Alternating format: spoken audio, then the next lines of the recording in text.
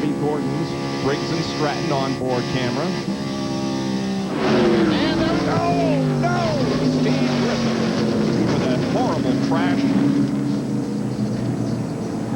and fire on the racetrack.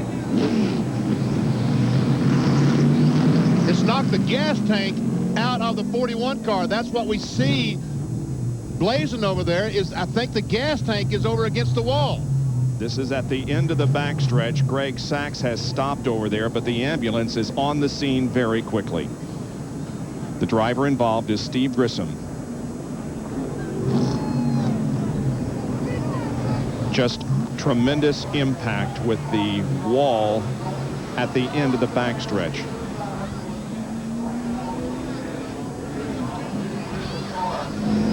That is not where he made contact with the wall, but I think that would be the gas tank. We'll I think it. have to wait and see. Yeah. There's not much you can say at this point except let's just hope and pray that Steve Grissom is okay. The fire crew also quickly on the scene. They have that fire extinguished already. You can see the angle of the wall there at the end of the backstretch. Here is a replay. And we see him back at the very end of the screen. Right there. Right there is the white car. And Spencer sideways, and Steve Grissom trying to dodge Spencer. Just all of a sudden, boom, and look at the car go up in the air. That's the Mike Skinner car. Yep. Mike Skinner and Steve Grissom trying to dodge Skinner. I mean, the 23 car of Spencer. And look, there's the gas tank. Yes. Hang on a second. I'll show you this gas tank, folks, as it goes across the racetrack. Right up there is the gas tank. And it makes contact. It impacts the wall and then splits open, and the fire begins. I think other cars will go through there, and the exhaust is going to ignite. There we see that car. That's Mike Wallace's Spam car. Goes through the gasoline and ignites it as it goes through. And there is Kenny Wallace as he goes through also. May have made contact there with Grissom's car as it still has not stopped rolling or pirouetting. And the wall just, and there is where Grissom made contact with that inside wall, and it split it right in two in several places.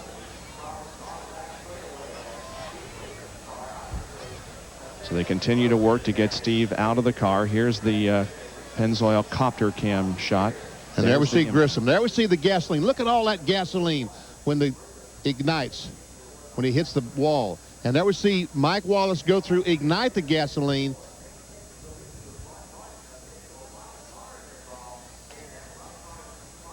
Wow. Steve Grissom, originally from Alabama, has been making his home in Concord, North Carolina, driving the Kodiak Chevy owned by the Larry Hedrick team. Obviously, you can see that the race has been red flagged by the NASCAR officials to get all the safety equipment there that they need.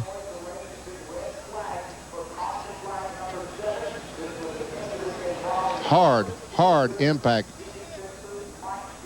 with the wall from Grissom as he tried to avoid the 23 car. We understand that they have gotten him out of the car. He is on the stretcher and being loaded into the ambulance. Steve is married, his wife Susan. They have one child, Kyle, who was born back in 1989.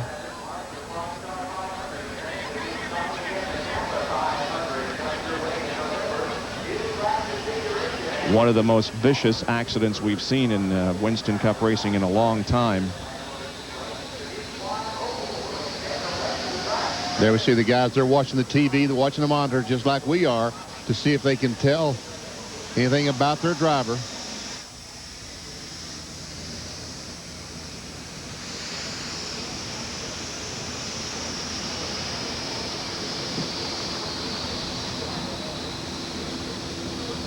I'm told that he right now is holding his own oxygen mask as they place it over his nose. He appears to be conscious. His eyes are open and he is holding his own oxygen mask. Wow.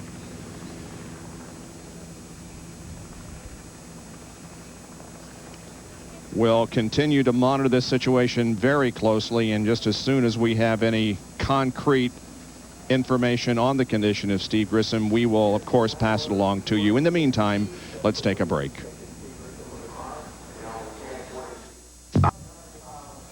The Primestar 500 has been red flagged here at Atlanta because of a horrifying crash involving Steve Grissom. Now, we did see him holding his own oxygen mask as he was loaded into the ambulance, and he even waved as he went into the ambulance. The ambulance has arrived at the Infield Medical Center, and of course he will be checked over there, and if necessary will be transferred somewhere else. This accident occurred very, very quickly, as most of them do. We're going to take another look at the replay since we now know that apparently there's no serious injury.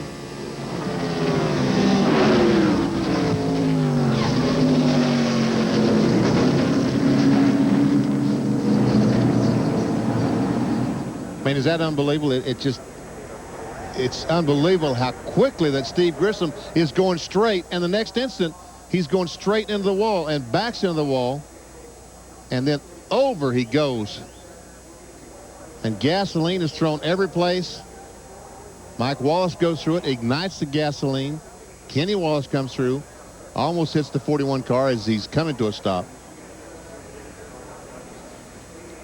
And now we'll take a look at it in slow motion. Back here is the car that we're talking about. There's Grissom. There we see the 23 car. Now then, the 23 car is spinning. Now Steve Grissom tries to avoid him. He turns. He does avoid him. Mike Skinner comes along, boom, and runs over the 23. Now here comes the 41. Pieces are coming off the car. The flaps come up to keep the car on the ground. Now watch the retaining wall as he makes contact. And this guy here needs to turn around and look the other direction. And boom, the wall just comes apart. And then he comes off the wall, and all that is gasoline. And here goes the gas tank across the racetrack. Jeff Bodine goes by. The gas tank goes up against the outside retaining wall and stops. And as Mike Wallace comes through, he will ignite. There he ignites the gasoline. And here's the 81 coming along, and he makes slight contact with the 41 car right there. And the 81 car did have some significant damage as a result of hitting mostly debris that was coming off of Grissom's car. There's another view of the wall that was just shattered when Grissom hit it. One thing in Steve's favor, he was a tremendous athlete at Gadsden, Alabama High School. Here's Bill Weber.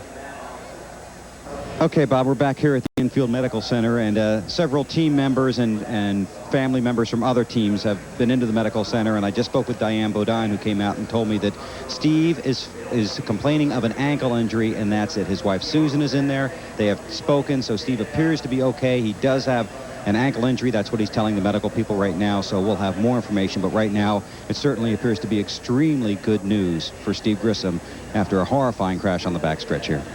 Well, I'll take an ankle injury for what he could have come out of this with, huh? Yeah. I mean, there's no back of the car. It's completely gone. The Kodiak Chevrolet, it's just gone.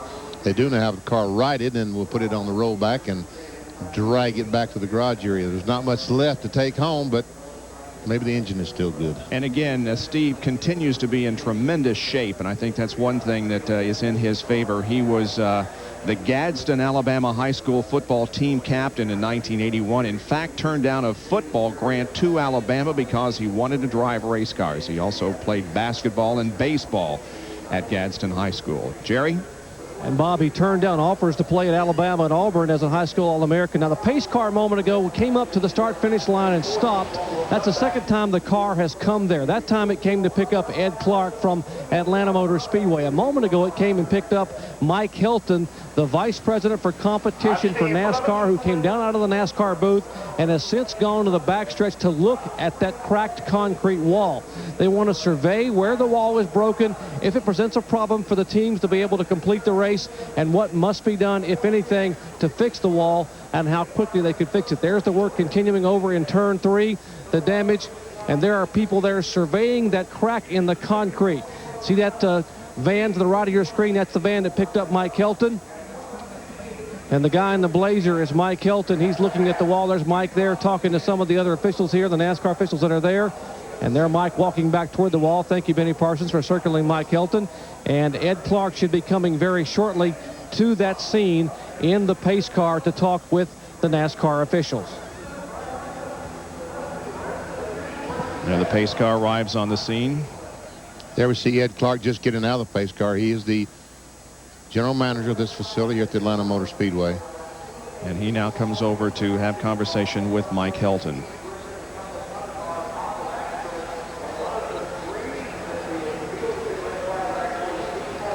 Well, you can see that there is quite a bit of separation there, that grassy area between the concrete wall and the chain link fence that keeps the people from the racetrack. Yeah, you see there's dirt behind that wall. The top of the wall, I mean, the wall is cracked, obviously.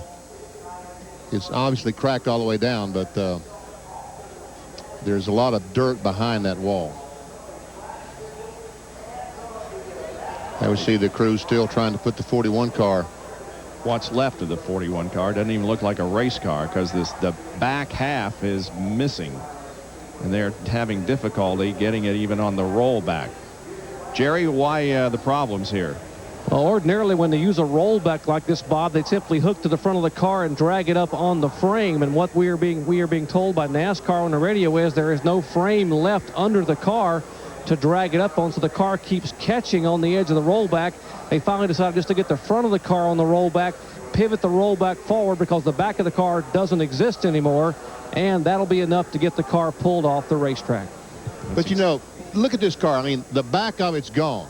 But here's where the driver sits. And that really and truly is in good shape. Yep, they build these cages that the driver sits in. Very strong, and fortunately for Steve Grissom, it held up well. Wow. Look at that. The axle housing itself, they're hauling it back with a record.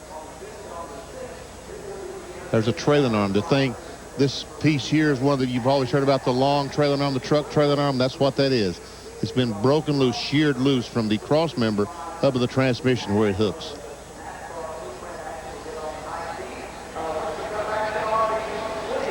Remember last year, this car was involved in another terrifying crash at Talladega when Ricky Craven was in the cockpit. And so this team obviously building some very strong race cars. And NASCAR, Gary Nelson, his guys are ensuring these guys that the drivers at the race cars are built safe. They'll look at this car. Gary Nelson and all of his guys will go over this car and say, look, is there something that we can do to ensure that this doesn't happen the next time? But again, with an impact like that, fortunately the car did tear apart.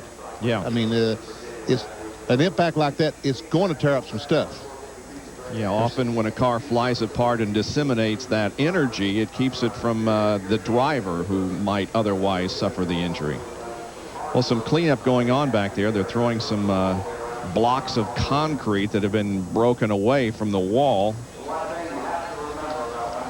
As to what they have decided, if anything, to do about this situation, we don't know at the moment. Ed Clark and Mike Helton both remain out there supervising the cleanup and what might amount to some repair to that wall. Well, 284 laps have been completed here under the red flag because of the Steve Grissom accident. Back in a moment.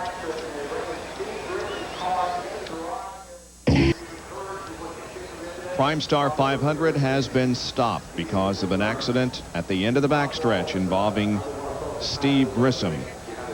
He is in the infield care center, and the latest update is that he is complaining of an ankle injury, but other than that, apparently he is okay. Well, we can't overemphasize the amount of safety that is built into these cars. Earlier today, we saw Ricky Craven in a very hard impact with Ted Musgrave as they came off of the second corner, and both of these drivers were okay, but look at this impact.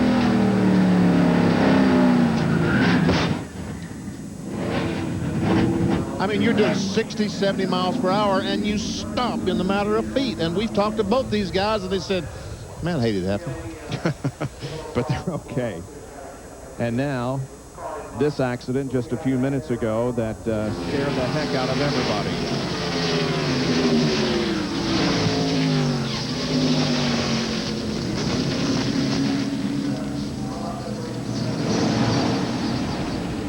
Wow. Jerry is standing by now with Todd Parrott in the pit area. Todd, before we talk about your race car in this race, when you see an accident like that as a crew chief, you have to be thankful for the rules that mandate that you build them safe. Yeah, I mean, I just thank the good Lord nobody got hurt over a while ago, Jerry. That was a pretty violent. There's no track in the world.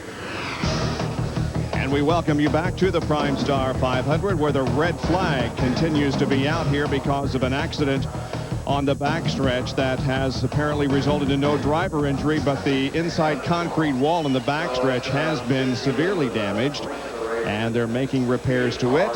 So until we can get that situation repaired, we are going to remain under this red flag. Here is what caused the damage. Coming off the second corner, we see the 23 car is going to spin right there, and then the 41 car is going to try to dodge, and watch see if it won't.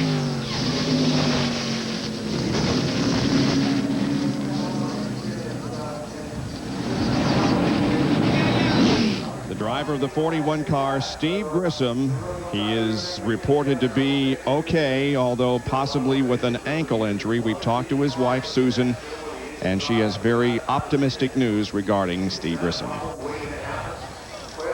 There is the piece of concrete that is going to receive Mark Martin as he has his helmet off. He's trying to look into the sun. And Jerry Punch is with his crew chief. Well, while Mark Martin lounges over in turn 2, we'll talk to some of the Valvoline crew here. Jimmy Finnick, the crew chief. First of all, Jimmy, you sit second right now, 44 laps to go. Do you have anything at all for the 88 car of Dale Jarrett? I don't know. I don't think there's anything left in the car. If there's anything left, Mark's got something left. But that 88's been strong all day. We'll just have to see. Now, what about you guys have been fighting different chassis problems today? The car first was loose, then it was tight. Where are you now?